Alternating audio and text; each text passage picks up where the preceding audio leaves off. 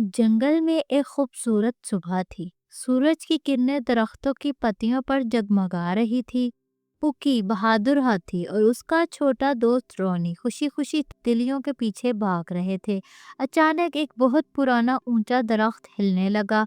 पत्ते सरसराए और फिर एक भारी आवाज आई, रुक जाओ छोटे मुसाफिरों।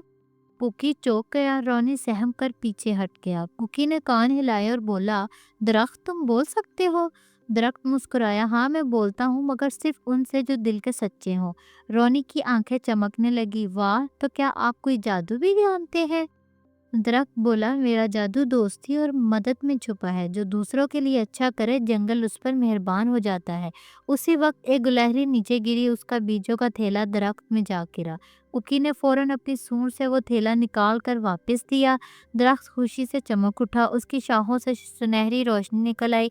दरख्त बोला, पुकी और रोनी, तुमने सच्चाई दिखाई। अब ये जंगल हमेशा तुम्हारा दोस्त रहेगा।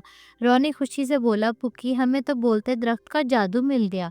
पुकी ने हंसते हुए कहा, हाँ, और सीख भी गए कि मदद से बड़ा कोई जादू नहीं।